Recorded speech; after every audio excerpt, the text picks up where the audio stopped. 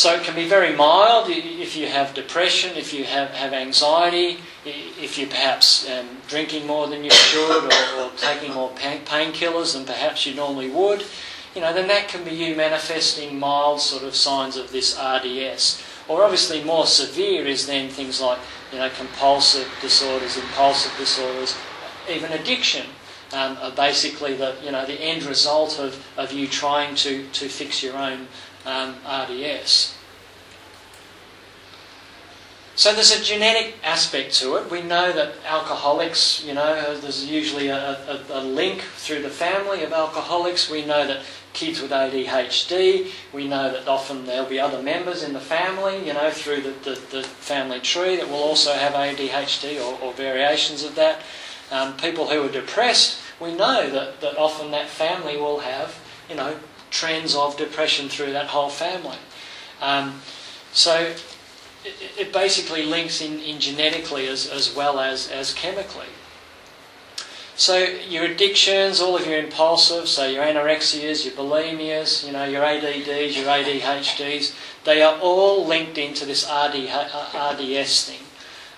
So it's almost like you have RDS and then there's little ways that it can branch off and manifest in your nervous system and in your behaviours. So the danger that we need to overcome when we start talking about this sort of stuff is getting into names. You know how we like to give everything a name or a label? So we've got to be careful that we don't start, giving ourselves lots of new names. Like, as I said before, when I was first in practice, kids were called hyperactive. And then they were called ADD, and then they were called ADHD, and then a thing called ODD appeared, which is oppositional defiant disorder, and then there was Asperger's syndrome, and then there was autism, and then there was autistic, and it's like the list of names kind of grows and grows and grows. So we've got to be careful we don't get tight pants disorder and smelly shoe syndrome. So we need to kind of make sure we're not excessive when we start getting into these labelling games. So what's the genetic connection? Back in the very early 80s, they isolated a thing that they thought was the gene for alcoholics. They got all of these alcoholics and they tested their genes and they kept finding this same gene in all of these people. So it's called the A1 allele of the D2 dopamine receptor defect. So don't stress about what that means. On your genes how there's different points on the genes. So that basically tells you where that particular thing is on a gene. It's easy to call it the DRD2 defect, but you don't even need to remember. My son calls it the R2D2 defect, because he's a Star Wars fan. But the problem was that then they found that the people with this genetic stuff, they also found it in anorexics. They also found it in kids with ADD, and it was like, we must have got it wrong. We must have made a mistake. And then they also started to find different similar genetic variations that all connected into the same thing. But as they researched this more and more, they got to the point where they found that this genetic stuff was all connected into this brain chemistry that we're talking about.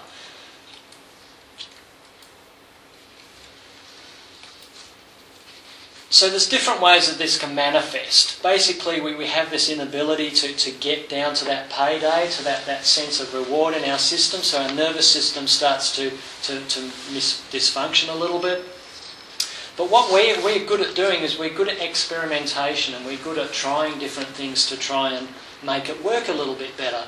So we do a thing called self-medication. So they know now from the research that things like alcohol, cocaine, marijuana, nicotine and carbohydrates or sugar, they actually synthetically make your brain give a little release of dopamine. And some of them actually work a little bit like dopamine. So when you have these things, it's like you get a little, you get a little lift, you get a bit of a hit, if you like. So what people tend to find is that they start to experiment and they find different things that work well together even. So do you often see someone who have a cup of coffee in one hand, what will they have in the other hand? Cigarette, yeah. And same with people drinking alcohol. They'll usually have alcohol and a cigarette, or people who have marijuana. What do they usually end up eating? Chocolate. You know, so they get the caffeine and they get the sugar and they get the the dope at the same. So we get good. You know, we actually get quite clever at finding what kind of makes us feel a little bit better.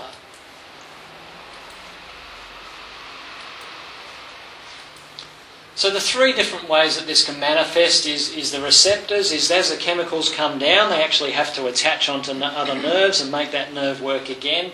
So you can have a deficiency of those. Deficiency of the neuropeptides is you're lacking in the chemistry, there's not kind of enough fuel in the system. And the blockers is an excess of the things that are restricting it, like the GABAs and stuff like that. So there's three different ways that it can kind of manifest.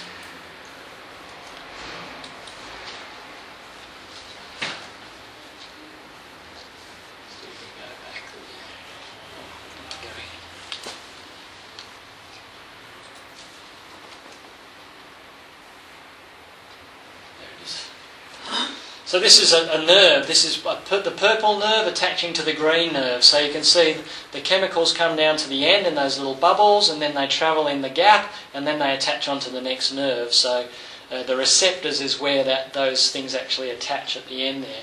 So the three variations on the bottom of the line there is that there's not enough of the chemicals, there's not enough of the attachment sites, or there's too many of those little moon-shaped things that are chewing up the chemicals. Someone's trying to ring me. Never mind. So we can exacerbate